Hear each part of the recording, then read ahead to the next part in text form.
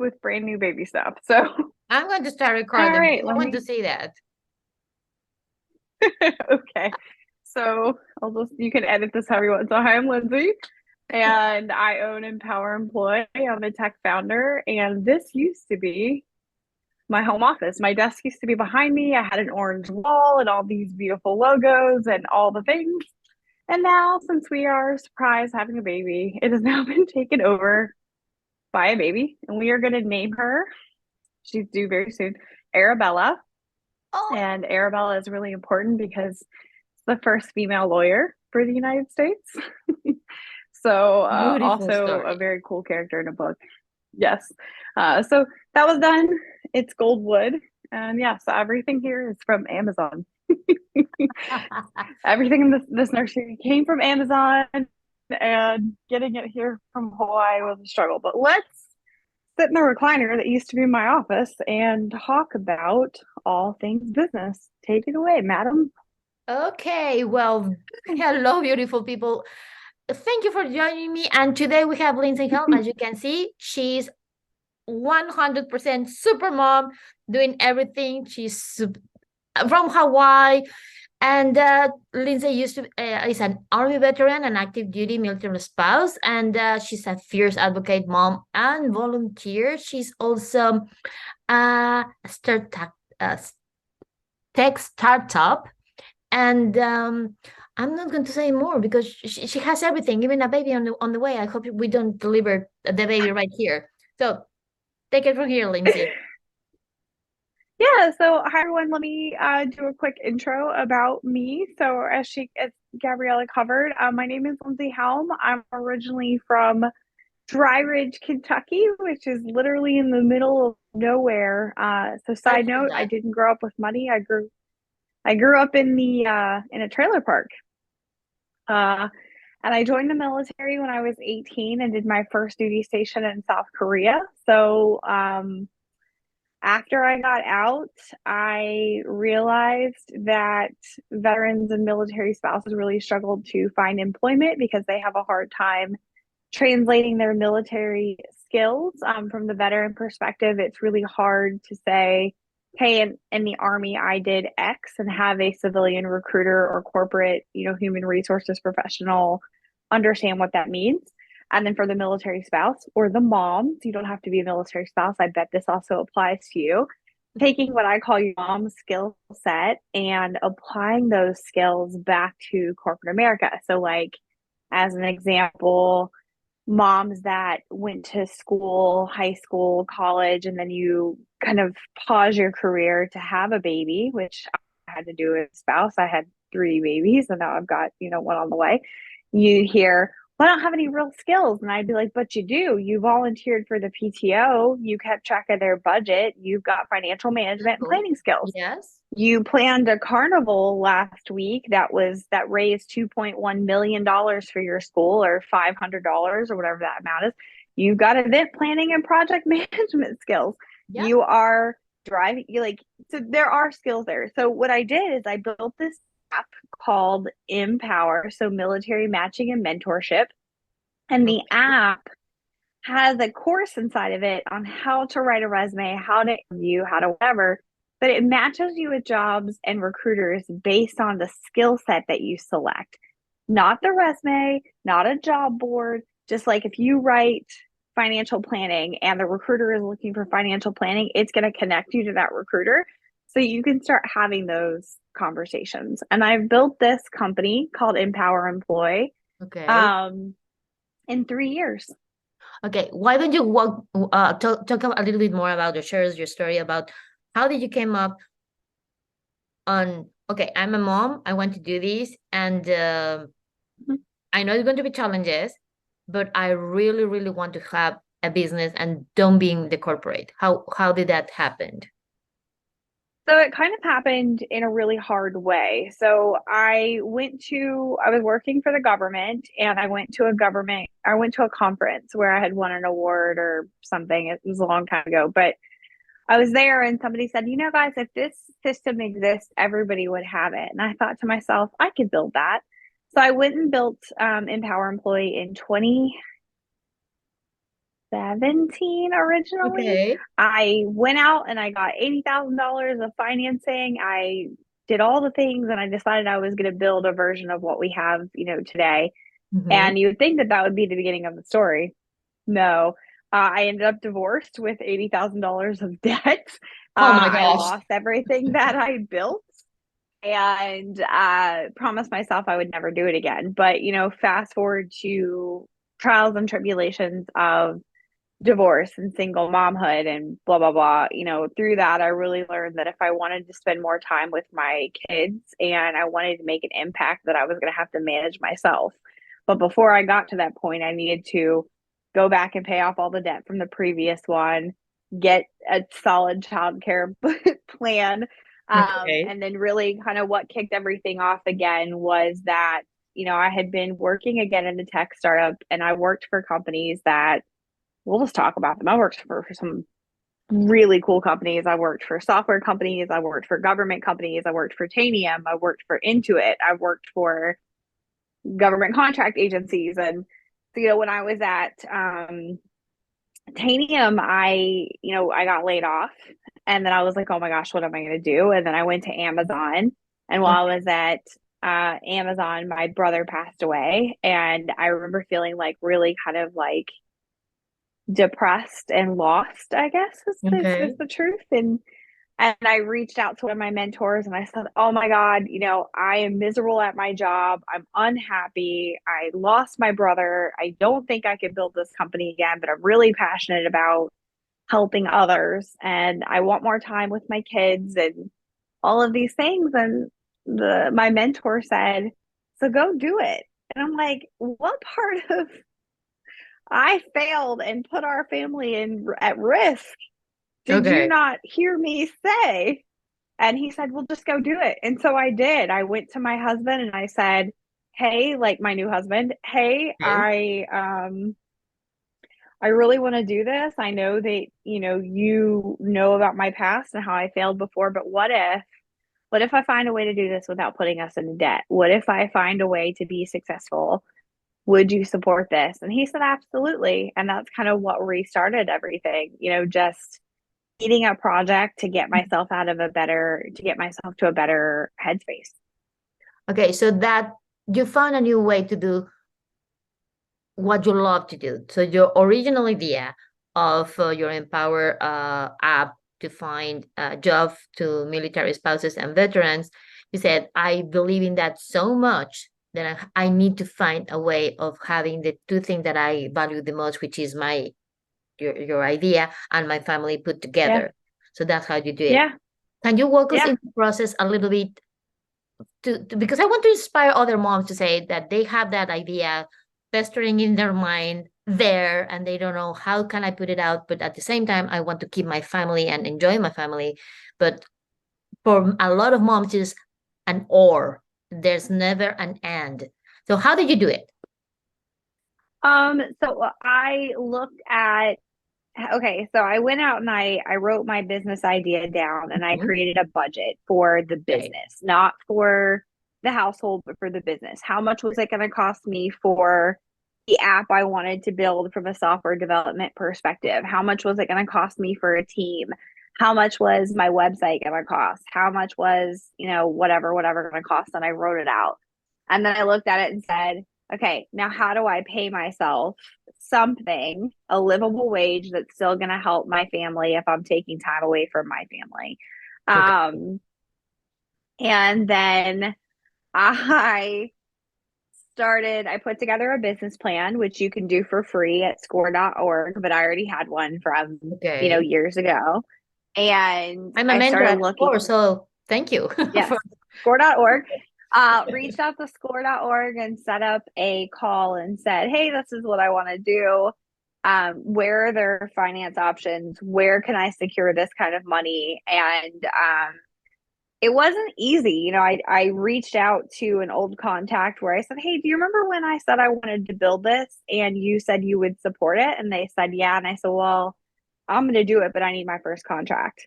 And he said, okay, I'll do an introduction. So I started networking. I got on network. LinkedIn. I created a profile. I started asking my peers, hey, if I build this, do you know somebody who may be interested in this? And I Mhm. started building my sales pipeline without really knowing that I was building my sales pipeline. On the back end of that, there were government contracts out there where I got introduced to somebody, and anybody can government contract. You don't have to be affiliated with the military, but you do have to register and go through that process. And I found this contract to move an office building. Hear me out on this. It sounds Okay. crazy. Okay. It sounds crazy, So but I love it. I'm loving crazy. it. Tell But me. if you can event plan, you can and you've moved a house before, you Mhm. can do this. So as a military spouse and a veteran, I have moved consecutively about every 3 to 5 years my entire life. That means that I'm planning for movers to come pick up my stuff, box it up, load it into a truck, ship it to Who knows where? wherever in the world, who Yes. knows where, how to live without my stuff, how to glamp or whatever. And so I started thinking about this office contract. And so what they wanted us to do was they wanted us to show up and move like a 6 to 19 office space of computers, filing cabinets, paperwork, people, carpets, whatever. And so I bid on it and I won. And so I went to uhaul.com and I rented a U-Haul truck for Mhm. 3 days. I got one of my friends who's a project manager for the military, and I sent him there and I gave him a checklist of all the things that needed to be done. And we hired labor from umove.com or some website thing. And everybody showed up. They did a walkthrough. They reported back to me. They packed up the offices. They loaded everything up. They drove it 2 miles. They unboxed it. They removed the trash. I got I think like $18,000 for a week's worth of work. And then I paid my team the $4,000, which gave me about $14,000 of startup money. So Okay. you made like a gig Yeah. in order to raise money to Yeah. for your app. Okay. And then I found another one just like it in Florida. And so I was like, oh my God, I can do this again. And so I bid on it. I won. I did the same plan because we already had a template and a Yes. checklist and a process. I sent my friend there to same guy because he had experience. He was already going to be in Florida. Just happened to work out. And we showed up to the building and the building was condemned. So we couldn't do any of the work. So I hired a consulting firm that deals with government contracts, and they argued with the government for me. It cost me about, I think it cost me like $2,000 to do this. But out of the $18,000 I was supposed to get, I got $13,000 after paying the legal fees and whatever. So I Okay. got another 30,000, 13,000 for doing no work, and then I had the money from before. So I started off in the fall with like $26,000. Okay. And So, that got me to my first contract, which was $20,000, which was $46,000, which got me to my next. And that's how that all kind of started. okay. So what I'm understanding, what I'm discovering about you is that you outsource. You look for the people who can help you do things. Yes. You are not that I can do everything by myself. I'm going to show the world that I can do everything by myself. And because I'm a mom, I'm used to do everything by myself. So I will do my business by myself. Not at all. You look for the people No. who can actually help you. Yeah. And so that money that I got from Startup Money kept us out of debt. It gave us enough runway to get to my first contract. And then once I got that situated, I started looking for a person in my network or outside of my network that I had been watching on social media that had built companies. And so I found this person. Her name is Flossie Hall. Please Google her. She is a super story. She is a mom. She I will reach has out to her too. yeah, she's amazing. Like if you watch her story, I'll get you guys the Google link. Like I cry every time I see it. But I reached out to Flossie on LinkedIn and said, "Hey, this is what I'm doing. We work in the same space. I see that you've built and scaled and exited $1 million companies. Would you be interested in sitting down with me and hearing me out on what I want to do with my life? I have the money. I've busted my butt to get it. Like whatever." Mhm. I didn't hear from her. She didn't respond for 30, 60 days. It was like forever. Finally, she responds on LinkedIn and said, "Oh my gosh, yeah, I would love to sit down and talk to you. So sorry, been busy doing whatever, just wasn't on LinkedIn. My Yeah. apologies." And so I sat down with her and I said, "Hey, Floss, I really want to build this app and this is what I want to do with my life. And it's going to cost me $120,000 to build this app. And I just don't have the money." And she said, "You don't need the money. You can do it yourself. You're a tech founder. Figure it out." And I was like, Oh, okay, when was the yeah, last time you right, code? whatever. Yeah, I was like, okay. So what I did is she said, you don't need, and this is a key piece of information for business owners. If Mhm. you are a tech entrepreneur, you don't need a completed product. You Yeah, you need need to stage an it. MVP. Mm-hmm. Yep. So MVP, most viable process or Mm-hmm. most viable product.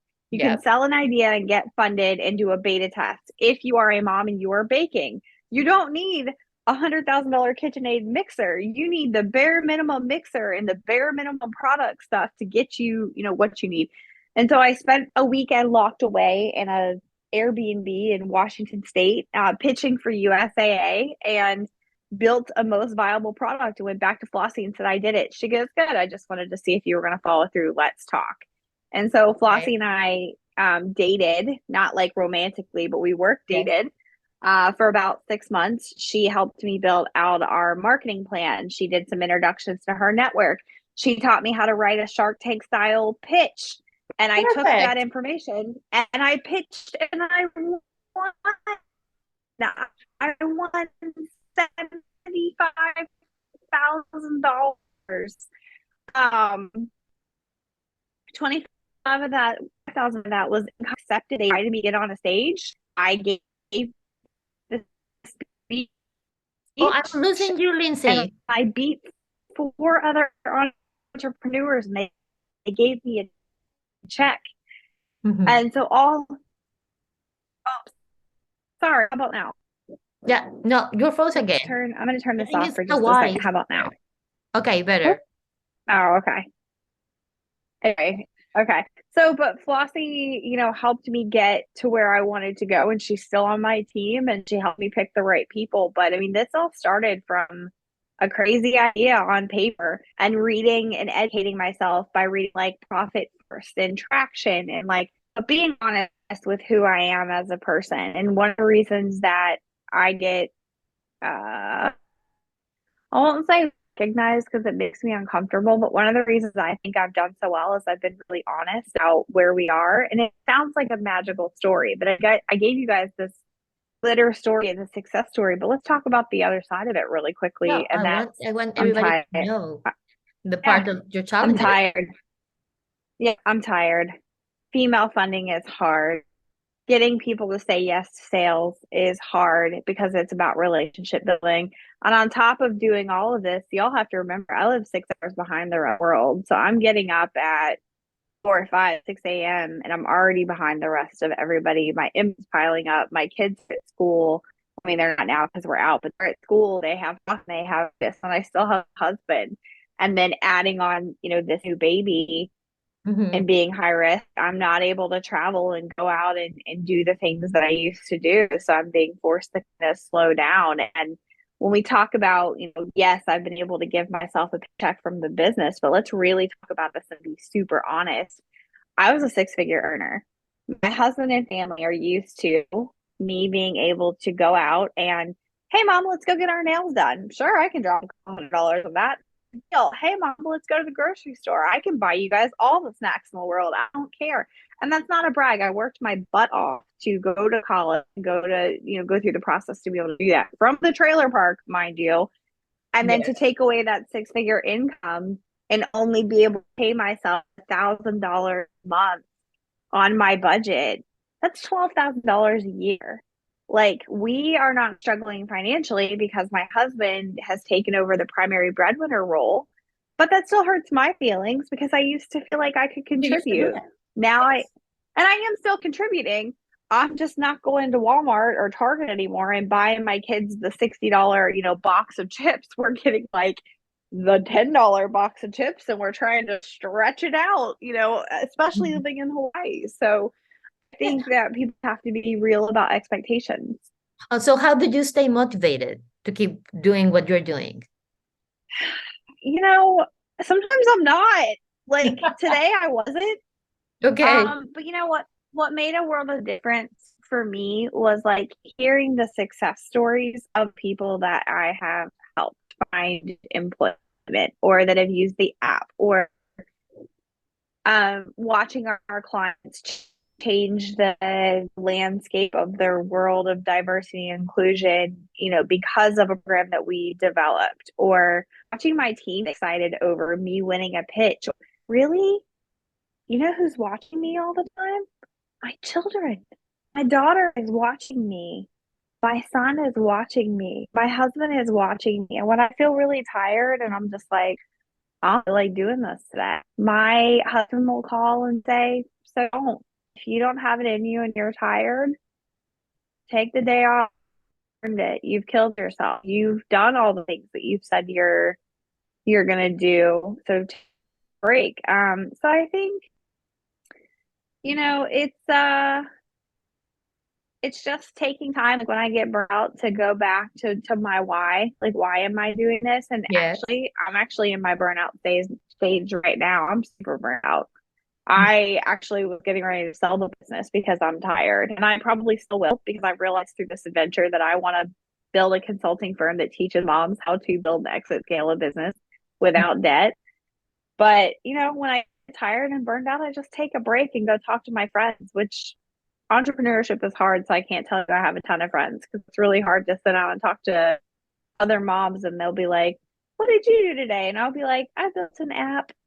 What did you do today? I baked some cookies. Well, hey, you still bake cookies and I still build an app. We can still be friends. It's just a different set of challenges there. Yes, absolutely. We still have the same challenges every day. Like, for example, carpooling and taking the kids to school, and they forget about 75 things and they think that you are just next to them. So yeah, I Yes. can relate.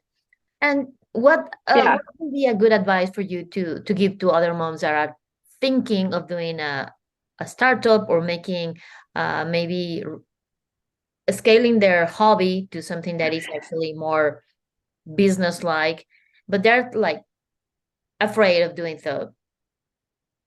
Do market research inside budget first. So, like, if you want to build a coffee company, right, or your hobby is that you make wine, or you like to do an event and party planning, create a survey and go out and collect the data. Figure out who your competition is and how much money people are willing to spend, and who your demographic is that you're going to sell your hobby or your project to. Because if you go out and you did what I did in the beginning, get 80 grand and build something with um no idea of who you're serving, you're gonna be in a Okay. bad place. But if you go out and you have people tell you, yeah, you know what, that is a really good idea, I would pay, $20 a month for that. Then you can go back and look That at data. and the data and make sound decisions about what you're building. Um, but also, like, know that success doesn't come overnight. And the people that do had, if you look, like, I don't know, like people that have crazy success stories overnight, two things. They're either full of poop, or two, they had a really strong network. So aside from product market fit and doing the research, get a network of people that are going to support you and push you forward.